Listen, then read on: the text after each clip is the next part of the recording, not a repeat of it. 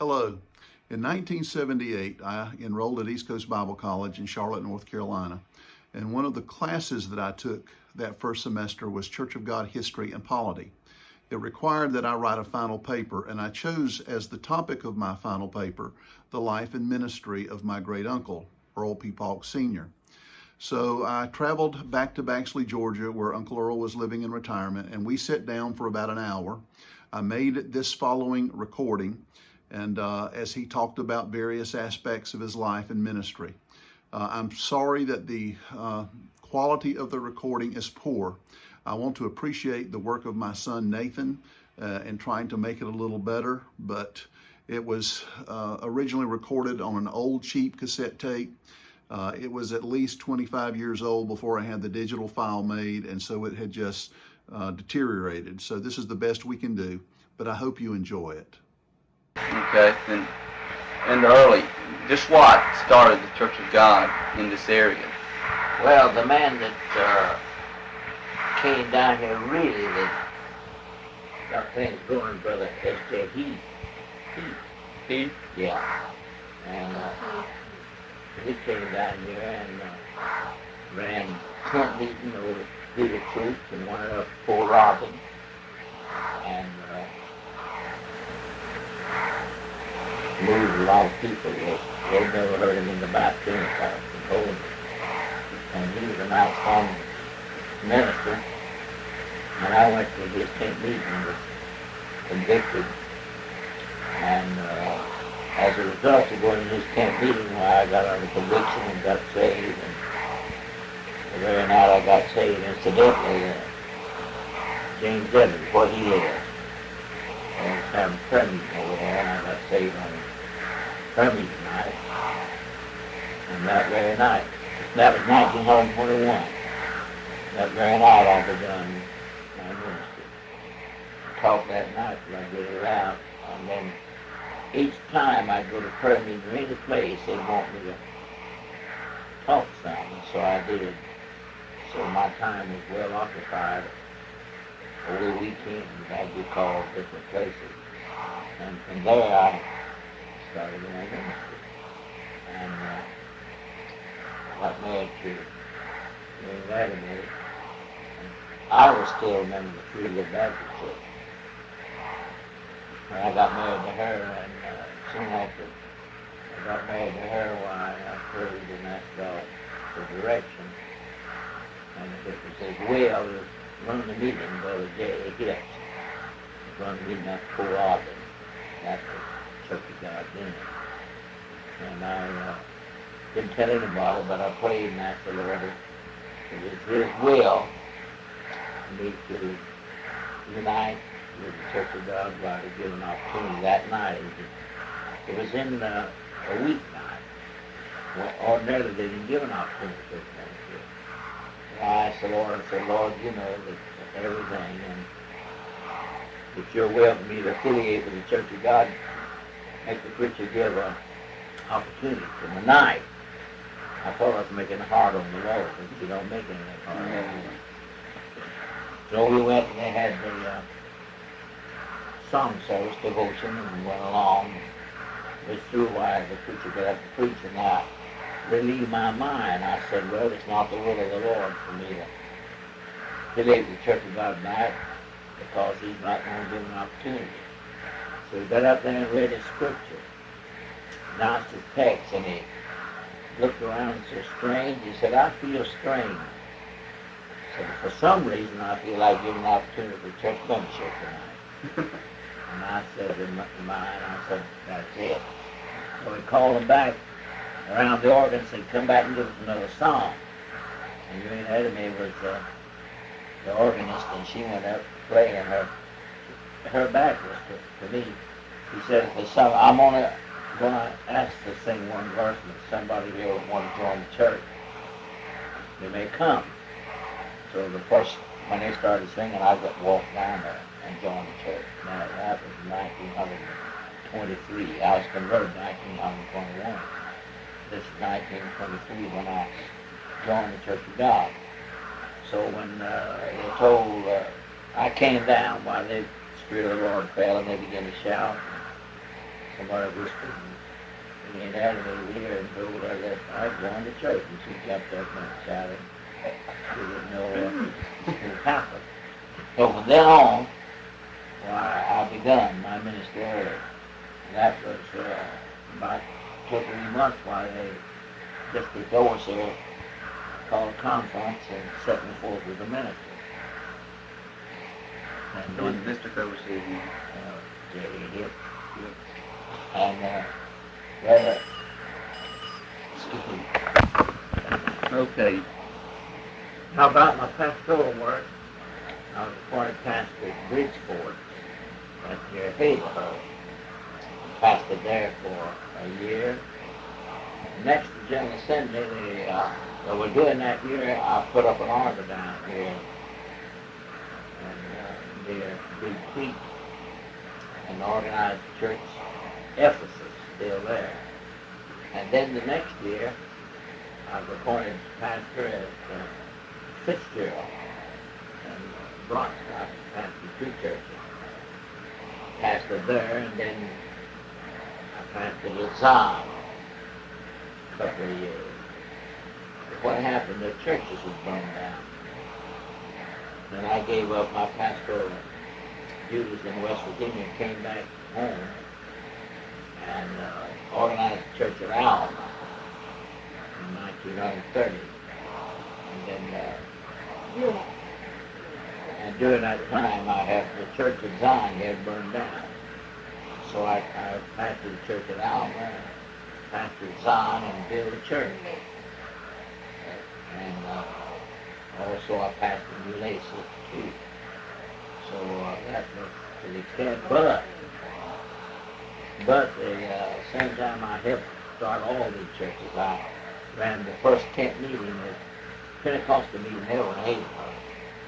And then I ran one in Lumber City. And got a church started there. During all this pastorate around South Georgia, tent meetings, did you have a lot of opposition? Oh my Lord, terrible. The mob moved, tried to kill me. I saw men with shotguns, axe hammers, butcher knives, pistols, and knocking down, and I just had an awful time. They tried to disturb, and they would disturb. Finally,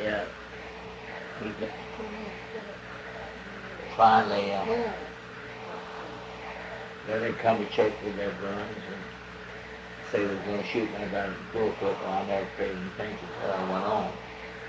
And the Lord preserved me and kept me. And it was hard to get. They were hard against holiness and Pentecost. And all the churches that are in this part of the country, I had something to do with. But the church at Baxter, I put up a big tent on the courthouse yard and ran the meeting there, and I had something to do with it. And then Brother Chambers, S.C. Chambers' father, and he actually organized the church. But I had started the worship and had tent meeting in Baxter. So it's been my privilege and honor to do a lot of work around this part of the country. And you say the persecution in this area was just as bad when the church started in North Carolina. Oh yes, it couldn't have been any worse than what I was here. It was, I don't see how we got by without people getting killed, and just the mercy of God that helped us and protected us, shielded us, that kept us from getting killed because we were determined to carry on. We were determined not to stop. So we kept going, but God brought us through, for which I'm very grateful. Were there any acts that the Holy Spirit definitely intervened in that you could think back now and be a definite miracle that helped the work in South Georgia? Well, it was all a miracle. Yeah. Because we were in the minority. And the majority of the people it was new to them, and they thought we were a bunch of fanatics, a bunch of ignoramuses, and was in rank fanaticism, they thought. Well, we were being moved by the Spirit of the Lord. And with myself, I had the opportunity of going to get training. I had to learn what I learned from reading the Bible and seeking God and being led by the Spirit of the Lord. I remember going down here where Crystal Springs is. I like the music and put up an altar and preached. I decided one night I'd preach on holiness. And during that day I looked up 62 scriptures and put them down, wrote down the chapter and verse on a piece of paper. And I thought that night I'd just get up there and read the scripture and comment, turn to the Bible and read it. But when I got up and began my message, why, the first scripture just appeared. I could see it very plain and clear. So I quoted that, told them where it was found, and quoted it verbatim. And I thought, the next scripture I'd like to read, but when I got to that scripture, then I could see the next scripture. I got through that one, I could see the next scripture. And I got through preaching the 62 scriptures on holiness. I had quoted all of them verbatim. And that was the Spirit of the Lord, had to be. Because Jesus said in St. John 14:26, said, but the Comforter, which is the Holy Ghost, whom the Father send in my name, he shall teach you all things, bring all things to remembrance, whatsoever he said. So the Spirit of the Lord was in me and helped me. And from then on till today, why, it's been true. I remember one time I preached a sermon on sound doctrine in North Carolina. And the secretary's taken down, and I used over 300 scriptures on that, in that message. And I preached in the General Assembly once on the Godhead, and I used over 300 scriptures. And I didn't even open my Bible. See the God, the divine teacher, the divine, he that has a mastermind. The Bible talks about the mind of the Spirit, that God knows what the mind of the Spirit is. So he has a mastermind. He knew all the scriptures that had been uttered by the prophets and by Jesus and by the apostles. He knew them all. And so he came in as a person in my life without having an opportunity to go into college, which I wished I could have had an opportunity. Well, I sought God and read scripture day and night and acquainted myself. I first started out, I read through the New Testament without stopping 10 times. I read through the Old Testament twice, so I could familiarize myself with scriptures in general. So then I began to move out. They wanted me to go out in evangelistic work. And I spent 7 years in the evangelistic work all over the country. Finally, they wanted me to go to Alabama to be state evangelist. I went to the state of Alabama and was there 1 year, worked, and the state overseer said, I want you next year to be our state evangelist and do all your work in Alabama, which I did. What year was this? Do you remember? No, I don't remember what year it could have been. You remember we had, Earl Jr. was a baby and Murray was a baby. You know, it's been 50 years ago. The early 30s? Yeah. And then the next year, after I'd spent 2 years in Alabama, the general officials wanted me to become a general evangelist, to go anywhere in the movement. And I spent about 5 years doing that, going in all of our prominent churches in the movement. All of our prominent churches I was in campaign, north, south, west, and whatever I went. And when I was 26 years of age, they appointed me overseer of Michigan. And I was there a year, and it was so cold up there, Adam's health was not good, and we came back down here, and I pastored a church at Almer a year. And at the end of that year, at the General Assembly, they appointed me overseer of South Carolina. And I was overseer there 1 year. Brother Tharp was the president of Bible school, called it Bible school then. And they wanted him to, he was pastor at Greenville, and I was overseer of South Carolina. And they wanted him to become the president of the Bible school. And he wouldn't agree to do that unless they'd relieve me for of being overseer of South Florida and take the Greenville Church. So I did relieve. They did relieve me, and I accepted the church at Greenville. The Lord helped me. When I went there was about 400 members. I took in 400, near 500 members. In other words, when I left there, we had about 900 and some members. Let's talk about your pastor at Greenville. Just when you went there, talk about the ways that the Spirit led. I know you've talked to me about the big offering, the way the Lord opened the bank up on Sunday, and just, things like that. Well, I started to pastor, and I felt I was not able to follow Brother Tharp. I felt my inability, I felt. But the Lord is always the difference. He makes up the difference. So God began to move in a miraculous way, and the church was soon so full that we couldn't take any more.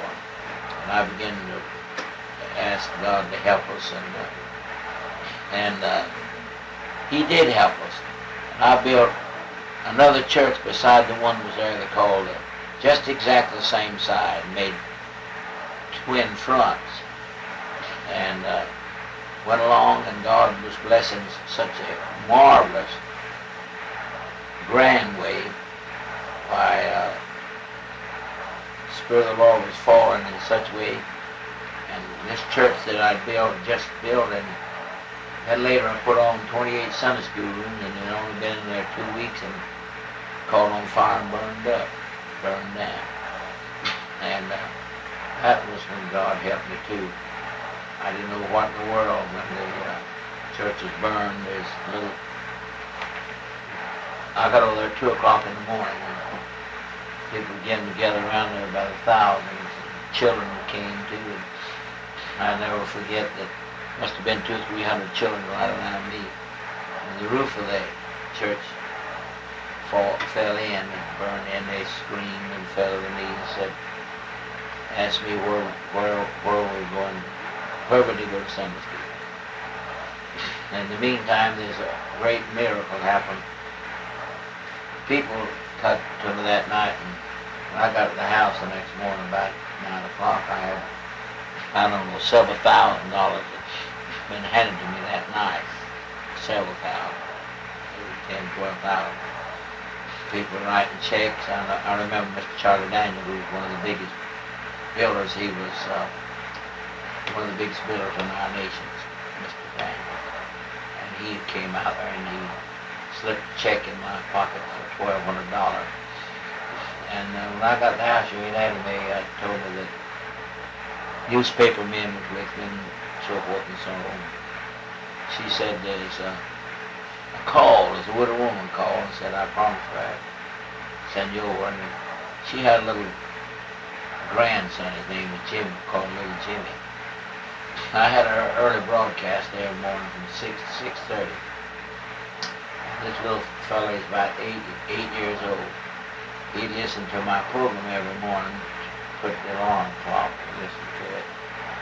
And this morning, when the time came for me to broadcast, church was still burning. I had a studio in the church, and I couldn't go, it was burning down. I went to the radio station and greeted people, and I told them good morning. And I was a sad pastor, my church was burning down.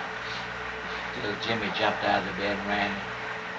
Told his grandmother, did you hear what Brother Paulk said? He said, he'd already said, he's just 8 years old, he wanted to make a preacher like Brother Paulk. And he said, yes, I heard it. And he said, grandmother, call him and come over here. I want to give him my little piggy bank to help him build the church back. So he and Adam told me, and I left the newsman and went on over there. Grandmother never had an opportunity to see me, but she knew me because she'd seen the picture in the paper. And said, I know you're Brother Paulk. And I said, yes. Said, little Jimmy wants to see you. She called him, and he came, and he started to look like he hadn't had a bath in weeks. Sore rolls with a hole in the knees, hadn't been patched where he'd been down playing marble. And he came, put his arms around my neck, and I had to kneel down. said, I heard your church burning, yeah. And he said, I got a little piggyback I'm going to give you to help me build the church. I didn't want to take it, but the Lord said, take it. Look at the house, and there's 46 pennies in it, not a piece of white money. So, without my knowing, the 2 radio stations, they worked it up that they'd put me on both stations that night at 10 o'clock and let me tell the people about the church burning if anybody wanted to give an offering. They'd made arrangement with all the taxi cab companies. They had them lined up for 3 or 4 blocks in each direction, and late in the evening they called me and said, get my members and friends to put in each taxi cab, and I could tell the story, telling people about church burning down. If anybody wanted to give an offering, call and we'd send the cab to pick it up. So the first thing I told about little Jimmy. Those telephones began to ring. I tell you, it was something. And I went from 10 to 12, and I got over $10,000 cash that night. And the next evening, I got a letter from the president of the steel company, and he said, Reverend Paulk, I know about the church and regret so very much, and I heard you tell the story of little Jimmy last night. He said, I want to give you a little check. Help. If he gave his piggyback, I want to give you a check. So he gave a check for $5,000. In other words, J.P. Morgan was a member of the President's cabinet, and he knew me. I'd met him, and he gave me $58,000 on the Greenwood Church. But little Jimmy gave more than J.P. Morgan because people on the strength of what he did rallied to my support, and it was just marvelous. That's one of the greatest things that I ever know about finance. And your ministry, as far as being in Greenville, was really nationwide. Oh yes, it was nationwide, and they had a clear channel station, WFBC, that reached. I got mail as far away as California, all this part of the country, especially the eastern part of the nation, covered, even New York. It's a clear channel station, and I had more radio time than anybody else, or they said anybody in the nation. I was on each morning from 6 to 6:30. And you pioneered radio and television. Yeah, I sure did. And I had this daily program, and on Saturday night, each Saturday night, I was on from 10 to 12, and each Sunday afternoon I was on from 3 to 5. And I broadcasted. And about once a month I'd have an all-night broadcasting, all night long. People would call in. So I had the first outstanding radio program that was in the Church of God. And that program paid its way. Yeah. That program paid its way. Always people sent in donation, and I put carpet on the floor out of that radio fund, and I bought a fine piano out of that radio fund, and it certainly was a help. And I had an opportunity during that time. A fellow came, Norman W. Greenway. He was a PhD, highly educated, and one of the finest speakers I ever heard. But didn't like Pentecost, and he came down to Anderson, 30 miles from Greenwood, put up his tabernacle that seats 4,000 people, got some radio time, and began to fight Pentecost. He kept challenging anybody. He challenged anybody to meet him, and he would defeat them on the doctrine of Pentecost. And so kept on and made it so hard we couldn't get by without answering him some way or another. He got so far, he said he'd like to have the head of Church of God, Assembly of God, and Pentecostal Holiness, 3 Pentecostal movement, to have each one to have a man, and he'd meet him, and so forth and so on. So we talked, and they didn't think, of course, it was a wise thing for 3 men to go against him. You wanted to do that was the psychology of the thing, strategy. So I wrote up a contract and went down one day, and he came off of the air. Came out, and I said, I'm Earl P. Paulk, you don't know me. One of the names said, yeah, I know the name. I said, you've been talking about wanting to debate.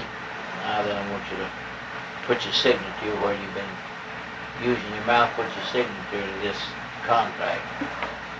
And he accepted it, and he was going to have it, the debate in his tabernacle seated 4,000 people. And he said, I'll furnish the tabernacle and you pay for the radio time. You want to broadcast this? I said, that's wonderful. So we was debate. I was to have the first hour, and him the second hour, and then 30 minutes each, and then 5 minutes each. So I'd heard him, I'd been sitting listening to him attack Pentecost, and I knew his thoughts. So and that day the newspaper said there's 12,000 people there. There's far more people outside than in the tabernacle seated 4,000. And newspaper men were there. So the good Lord helped me. When I had the first hour before I'd ended the first hour, I saw I had it whipped, because he didn't know what in the world he was going to do, because I'd used all the scriptures and points that he had used, and I'd tore them all to pieces and proved to the people beyond any doubt that he contradicted himself. The Bible said, study to show thyself approved unto God, a workman that needeth not change right, dividing the word of truth. I told the people any doctrine, any theory that was put forth that wouldn't harmonize with the Bible in its entirety is not right, because God would be sensible enough not to contradict himself, no matter knowing how. And so when we got through that afternoon, we had won the victory overwhelming. The people stood by hundreds trying to get to me. When I got away from there, I had about 5 or 6 times enough to pay the radio time, or more than that. I had every pocket I had full of money. And from that time on is when Pentecost began to pick up in that country, because Greenway was an outstanding scholar. And the next Wednesday night, after we'd had debate on Sunday, my assistant pastor, Brother L.W. McIntyre, and myself went over there. We got through a prayer meeting early, and he'd always meeting late. We went over there next Wednesday night and counted the people where he had been having the tabernacle full every night, 4,000. The next Wednesday night, after we had the debate, he only had 25 people. You embarrassed him. Yeah, and that's the way that things went. And well, God helped us. I remember I had a mission program there in Greenville. Put the men against the women. You get $1,000 then, it was something. So put the men against the women. I put 2 big tubs down. I didn't use my collection plates, but number 1 tub in each aisle, let them put in there. When I got through, I had $4,000. That was a big offering in those days for mission. So things like that happen. No.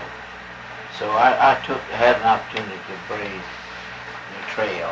The first big offering was ever taken for the AIDS ministers was while I was in Greenville. We had AIDS ministers, and I had the opportunity of being on the committee that brought in the recommendation of the General Assembly to have a AIDS Ministers Fund. Brother Tharp and Brother Franklin and myself as the committee brought in a recommendation. And we started an AIDS Ministers Fund. And I had old Brother J.B. Ellis to come. He's blind. He lost his eyesight. He's a great preacher. And he preached one Sunday morning. And after that, I told him I was going to ask for an offering to start an AIDS Ministers Fund for Church of God. And the people gave $400. That was a big offering then. It started, and so now we've got a fund that amounts to more than $1 million, I guess. More than that. And all begun with our recommendation and my first effort put forth for it. Back to your radio program. What was the name of your church radio program? Just Church of God from Greenville, South Carolina. Say good morning, good evening. Everyone praise the name of Jesus. This is Church of God in Greenville, South Carolina. I am Earl P, pastor. Okay, after you pastored in Greenville, where'd you go from there? They appointed me state overseer. They appointed me state overseer of this state, Georgia. And I stayed here a year, and then they appointed me state overseer in North Carolina. They moved me to North Carolina. I stayed there 2 years, and they elected me as assistant general overseer. All right, now, then what I was reading in the minutes, then didn't they just have one assistant instead of three? Yeah, they had one assistant who was the general overseer at that time was Brother J.H. Walker, and his assistant was Earl P. Johnson. And then they went to the seminary and elected me as the second assistant. I was the second assistant. The first assistant, general overseer Earl P. Johnson, and I was the second one. And I happen to have the honor of being the man that had served out my time, and each general official served out time but never would be reelected. But I served my time out and was the first man to be reelected back to the office, general overseer's office. I had that distinct honor. Now, since then, though, Brother Horton has been reelected. He served as general overseer and reelected. So has Brother Hughes. Yeah, so it has Brother Hughes now. But you were the first. I was the first to have that experience. Okay, when you were as an official in the Church of God, a lot of things happened, like you were on the committee that created the Declaration of Faith. Well, what happened, we had a difference among the brethren about sanctification. We believe in sanctification as subsequent to regeneration. We always taught that. But they talked about it being a second definite work, which was all right. But some of the men said that you had to have a second definite work of sanctification to take sin out of your heart. And when you're regenerated, the sin, the principles of sin, inherited sin remain in the heart, which was not according to Scripture. And of course I took issue with that. I told them I believed in regeneration, or being born again, and then an experience of sanctification, and then the experience of being baptized in the Holy Ghost, or being filled with the Spirit. And it became a great issue.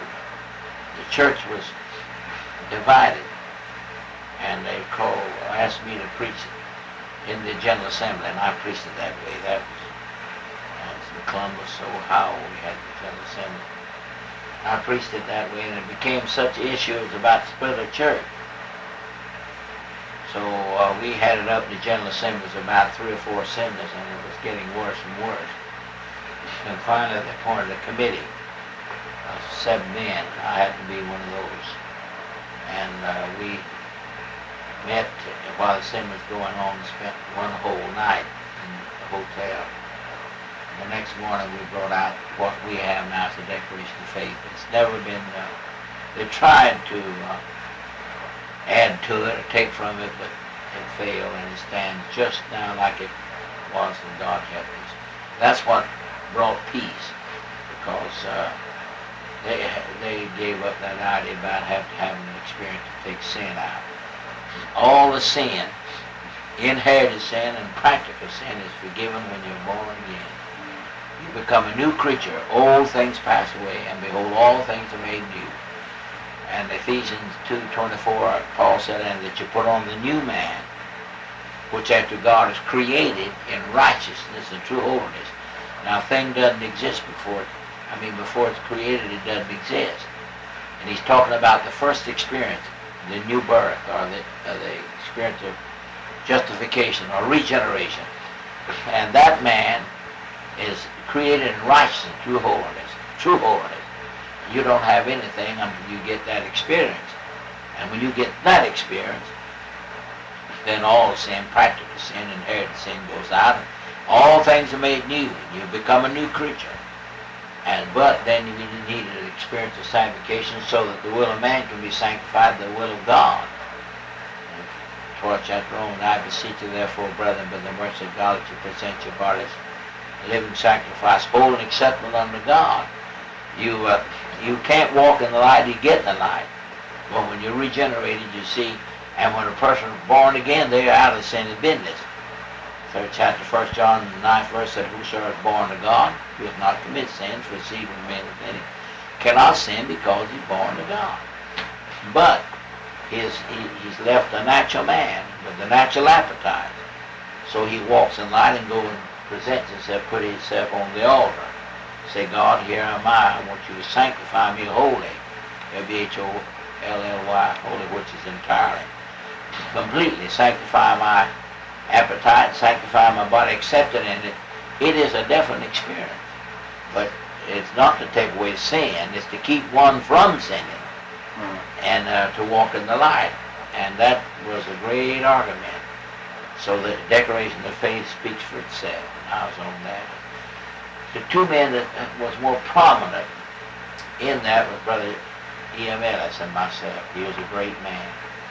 Were there any, in that meeting of you and the 6 or 7 men, were there any debates, splits during that meeting? Well, we went over scriptures all that night. And we work on this one until we get through the agree. And then next and on. And all, we considered everything. And then late in the night we began to write. And we wrote up the Declaration of Faith. As it is, it's never been amended. They offered amendment in the General Assembly. And it fell through and was defeated. What amendment was that?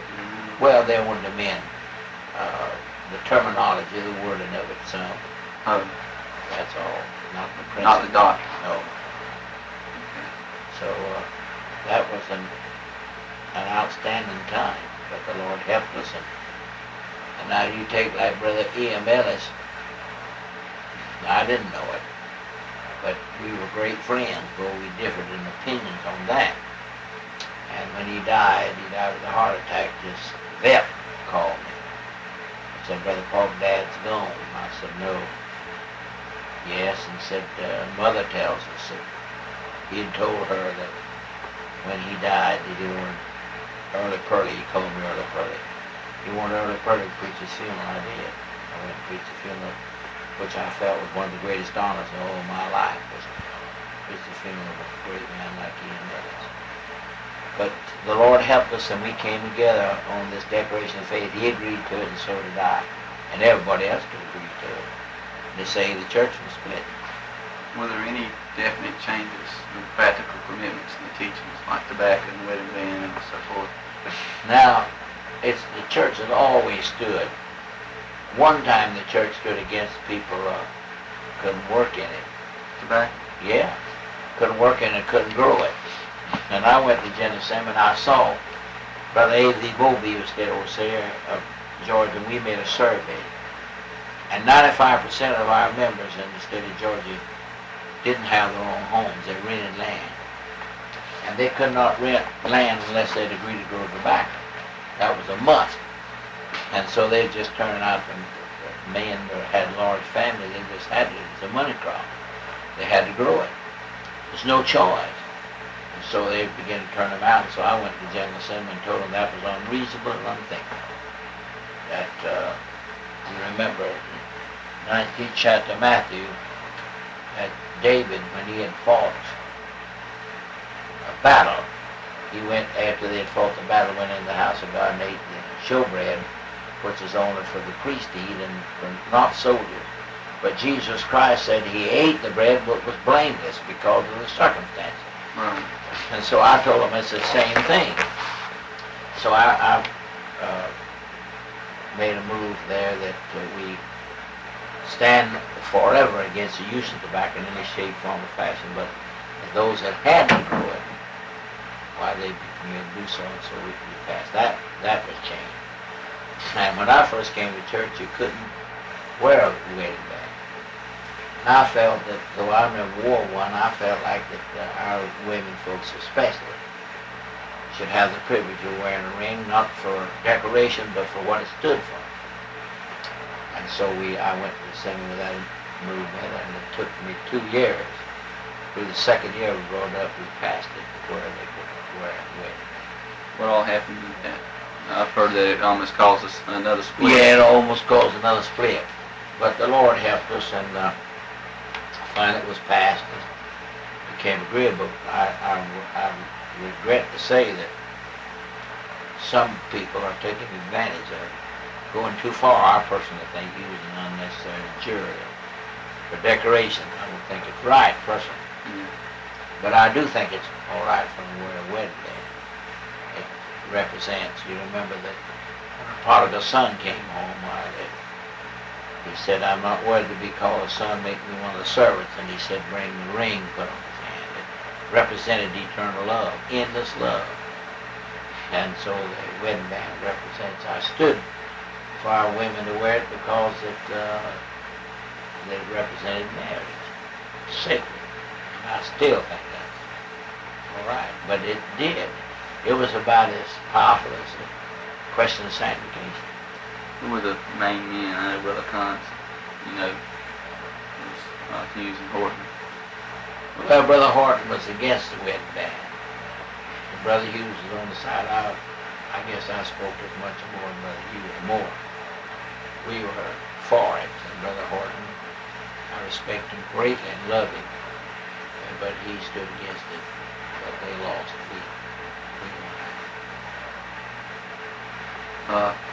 Were there any other significant things in the church that happened, mission-wise, Sunday school-wise, youth-wise, while you were an official that you were influential in? Well, I had the honor of being the first general youth director. It was never put in the record. But the general was here said, we're going to appoint you to represent the youth. I preached the first youth message in the General Assembly to the youth, and used Ephesians 6 and 10, be strong in the Lord and power of his might in my text. And I preached the first youth message ever preached in the General Assembly. Do you remember what assembly that was? No. Way back. Before the Declaration of Faith? Yeah. It was one of the first assemblies you were in. Oh, a few. There's been a few assemblies, but it's way back, you know.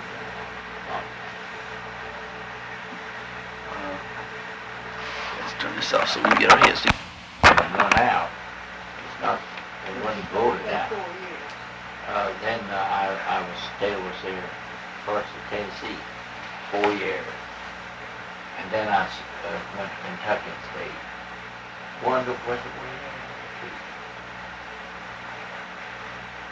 Kentucky was out there 1 year, 2. One? Or maybe so. I was in Kentucky. Yeah. I became, after I served my time as a general official, then they appointed me overseer of Tennessee, and then Kentucky. Anything significant happen while you were?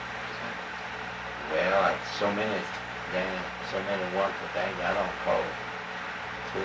Which one? No, which time was it that you got that letter from President Kennedy? Tennessee. Tennessee. I can state that. You see, I went to Jimmy Burns, Secretary of State. He wanted to know, he called me along this. He wanted to know who I was going to support, or who could I support. The Democratic convention was coming up. And he wanted to know who I felt kindly toward. And I said, well, as a matter of fact, I feel kindly toward Lyndon Johnson. Truth is, I'm afraid of there, but I'm afraid of Kennedy because he's a Catholic. I'm afraid that he might use undue power in that direction. And so Jimmy said, I'm the same. And will you go tell Lyndon Johnson that? I said, I can't. Lyndon Johnson was the majority leader of the Senate at that time. And he wanted me to go tell him in person. I said, I can't see him. I said, all I want to know is if you go. I make the point. I said, yeah. So he asked me, I was still Assistant General was there. He said, "Will you do this telephone?" I said, "Yeah." And he said, "Just stay right there." So in a little bit he called back and said, "You see him Thursday at 1 o'clock." So I went, and I know Kennedy must have known that. He must have got the word. Well, all right, the Democratic convention came, and Kennedy was nominated instead of Lyndon Johnson. He was nominated. So went on, and he was elected. In the meantime, I had the assembly come, and they appointed me state representative of Tennessee. And I came back, I went out, came in the office, had 3 secretaries, and the girl was giggling, excited, and I could tell. I said, "What in the world happened?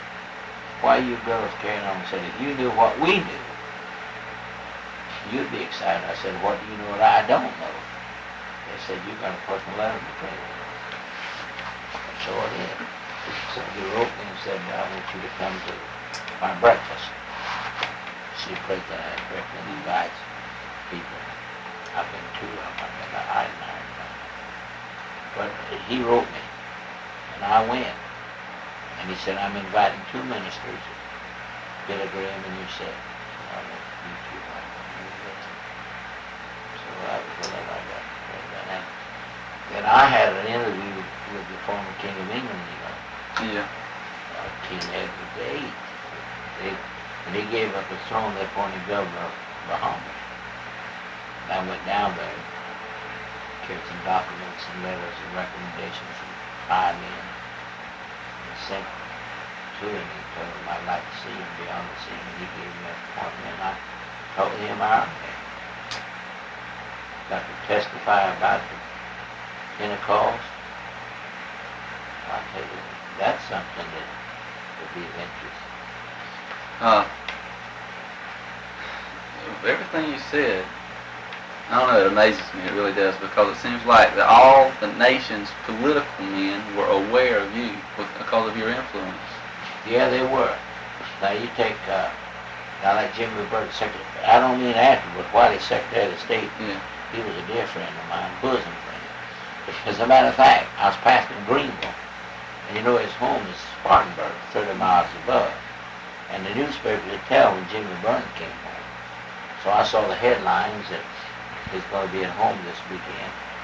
So I knew that he had a secretary there, had off. So I called and told her that where I was, and I'd like to speak to the Secretary of State, and he came in and hadn't called me. And he called. He got there, he called me. He called the bishop. He said, "Bishop, I'm so glad you called." I said, "Well, I'm calling you and wondering if you'd honor us by coming over to church here this weekend." He said, I was wondering when you was ever going to ask me. He said, "I've been waiting a long time." So I got on the air that night, that was Saturday morning, and I had that 2 hours, and I told that thing that Jimmy Burke, "You be with the church." My Lord, that church, I've had 3,000 people in it. They couldn't get about as many outside as inside when they see Jimmy Burke. So he came, brought his wife, and came on in, the ushers piling in, and "You want to sit down back there?" I said, "No, you come on up here." And he seated his wife, and he came on up and sat there with me. And the Spirit of the Lord really came down that morning. I'll tell you, it was wonderful. The orchestra never played better, and the choir 300 never sang better. And after we had prayer, he sat close to me and he touched me on the shoulder, whispered, and he said, "Bishop, pray tell me what's different in this church." I said, "There's something different here I never felt in any other church. Never known." And what is it? I said, "Well," I said, "Mr. Secretary," I said, "it's the Spirit of the Lord, and we're Pentecostal." He said, "Well, I know there's a difference." And the Lord come down, and a lady in the quietness of service spoke, and his message given, and it was marvelous. And he thoroughly enjoyed it. And then if he could come, he would. I didn't have to invite him, and he'd call me and talk to me from Washington. Okay. You've been to 2 presidential breakfasts, Eisenhower and Kennedy. That's right. Interviewed former King of England. Right. friend of Jimmy Burns. Friend Jim Byrne, he attended my church when he did. And then, and Senator Thurman came regular to my church. He when I was in Greenville, and he taught my men's Bible class for minutes. And you're presently a friend of Herman Talmadge. Oh yeah, very close. I call him anytime I want. Well, I could do that with Dick Russell. Now, he was a great man, Dick Russell. He was very close to me. He wouldn't let me call him anything but Dick. I had him to get a boy out of the Navy in 2 hours. That's absolutely. You know, he was it.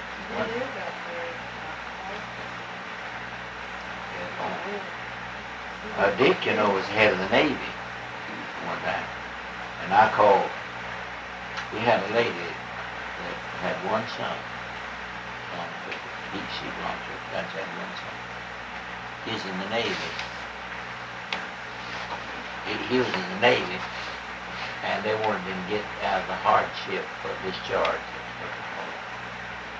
Brother Tharp was general saying he tried and couldn't. He said, I don't know, but one person might help you. Brother Paulk might help you. He said, you might know Dick Russell, he's senator and head of the Navy. So they contacted me, and I got all the information. And I called him. I have a hotline, so to speak, to him. He said, you told the secretary and my friend, said, listen, Reverend, what he called me, Earl. I called him Jim. He said, when Earl called, he knew what I'm doing. I said, put him on. Herman. And so I called. So I'd like to speak. This is Earl Paulk, and I'd like to speak to Dick Russell, Senator. And he said, hello, Earl. And we exchanged salutation. He said, what do you need? I told him the story. He said, are you convinced beyond any doubt that it's on the level and that this is an honorable request? I said, I know it. I wouldn't call you. Okay. In 2 hours' time, he is out of it at the honorable district. I've been able to get anything I wanted, and I've got things that I can't tell things done. Okay. Then of all the people you knew, if you could have used it, you could have used all your influence very politically to do anything you wanted to do. They tried to get me here to run Congress. Tried to get me run for what was run for Representative? Oh man, one man. Yes, the bill. He had his pockets full of money. He just wanted him to know that he was... Said I would have to make a speech. Wanted him to run for something. What representative? And he'd see that he got plenty of pay, but he don't have to work for him. Yes, sir. He's got the money. Then of all the influence, Oh, he go out. That's one more time.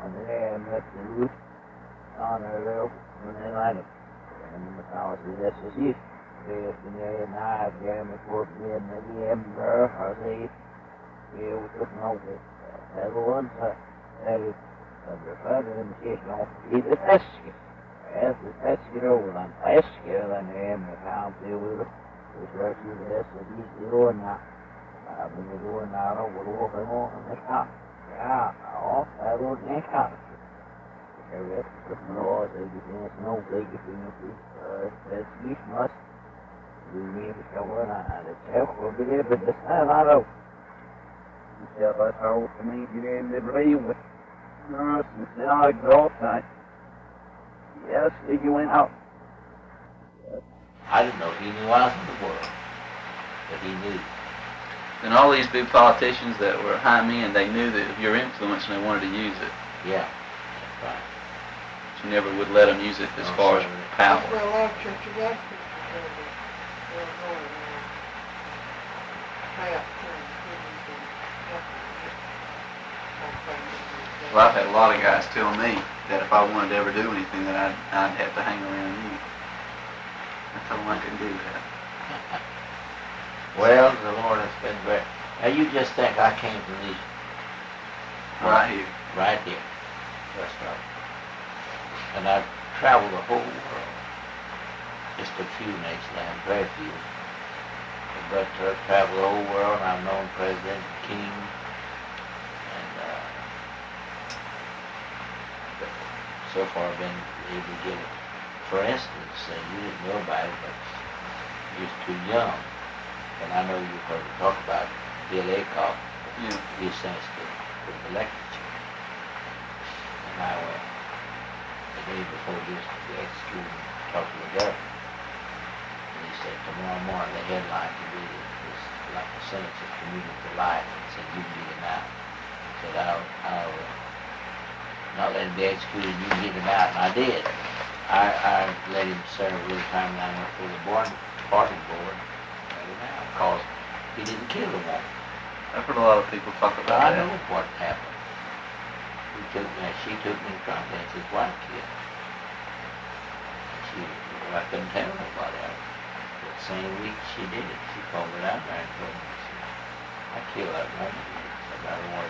I said, you're going to, Edgar Dawes was against Bill, and I knew that they had him executed. I said, you're going to, she said, no, I want him, she had it planned. I said, I want him sentenced to the chair. She said, I know you can save him in the chair. And she did it. I went to Ed Rivers. He's the governor. I told him the story. I said, do you know what it, and she killed him. She called me and told me. She said, I killed her and told me how she did it. So she put the gun. She died. So when I went to go to the governor, I said, he didn't do it. And he called her in, his wife. He talked to her at a separate apartment. He said, I'm fairly convinced. So the next morning, headline. So she screamed out in the court, they made him take her out when the trial was going on. Yeah, I heard somebody say that. Yeah. That He said, why do you persecute him? He didn't do it, I did.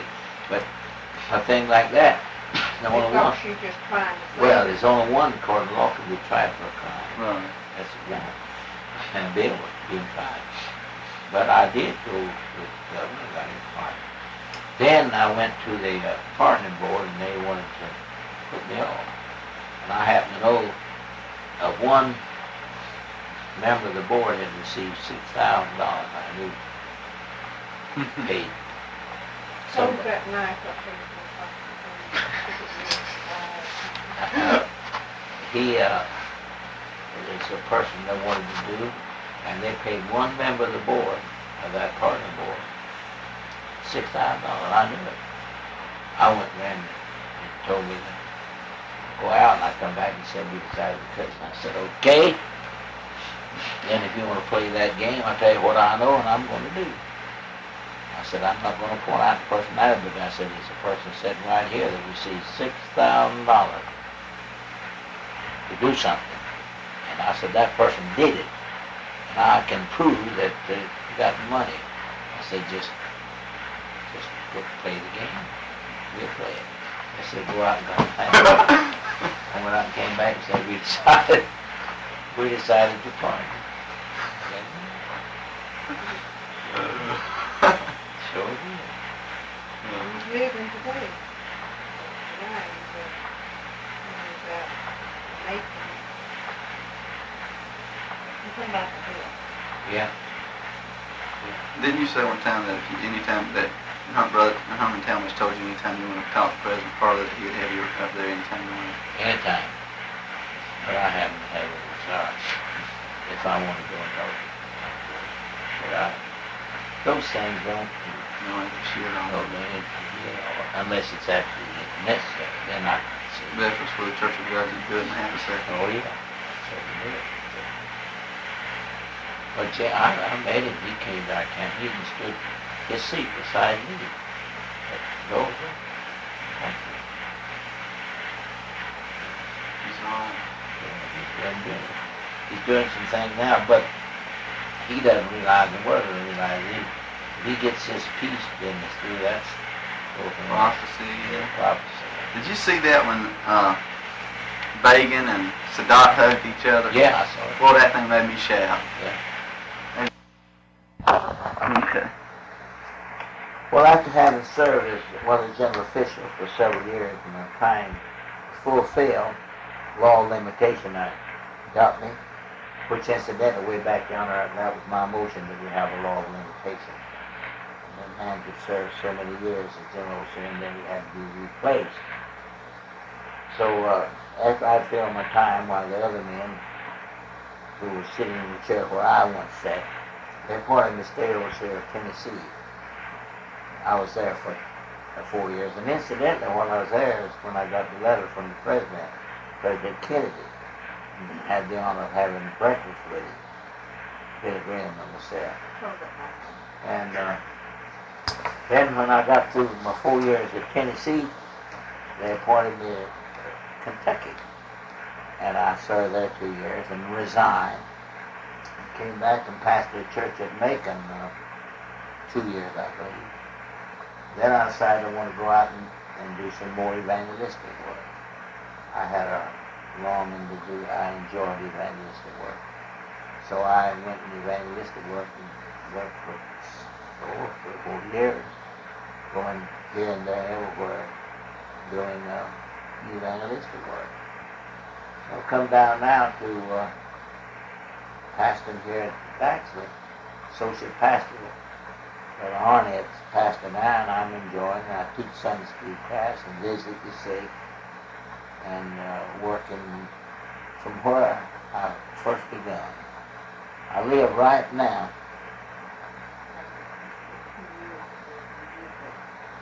I pastored Zion 2 years before I went to evangelistic work. But incidentally, I'm back to where I first came. Right here at this spot is a little old house where they was having prayer meeting. Way back down at 57 years ago. I came over here and got acquainted with the young anime.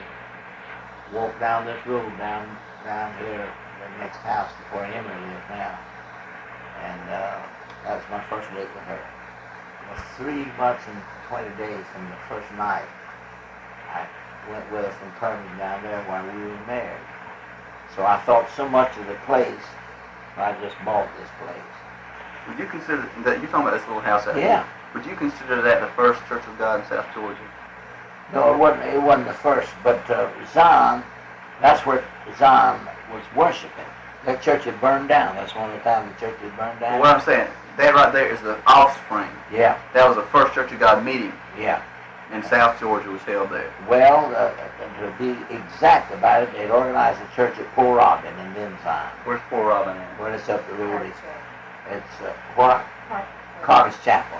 Carter's Chapel of Poor Robin. It's the Church of God of Prophecy now. Oh, when they split, they must have. Yeah.